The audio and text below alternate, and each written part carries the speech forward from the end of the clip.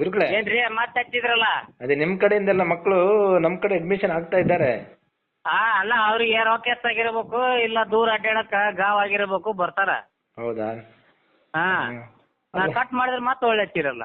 ಅಲ್ಲ ನೀವ್ ಹೇಳಿದಕ್ಕೆ, ಯಾಕಂದ್ರೆ ಇಲ್ಲ ಇಲ್ಲಿ ಕ್ಲಾಸ್ನಾಗ ಅದೀವಿ ನಾವು, ಹುಡ್ರು ಎಲ್ಲ ಮಾರಿ ನೋಡ್ಕೊಂಡ್ ಕುಂತಾವ್ ನಿಮ್ ಜೋಡಿ ಮಾತಾಡೋದು. ನೀವು ಕ್ಲಾಸ್ ಟೀಚರಾ? ನಿಮ್ದು ಯಾವ ಡಿಸ್ಟ್ರಿಕ್ಟ್ ಬರುತ್ತೆ ಸರ್? ಕ್ಲಾಸ್ ಟೀಚರ್ ಆಗಿ ಈಗ ಮಾತಾಡೋದು ನೀವು? ನಿಮ್ಗೆ ಏನ್ ಆಗಲ್ಲನ್ರಿ ಸರ್?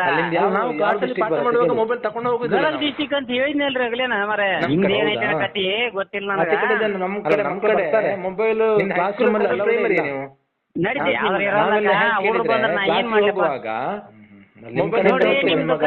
ಕೇಳ್ಕೊಂಡು ಕುಂದ್ರ ಟೈಮ್ ಇಲ್ಲ.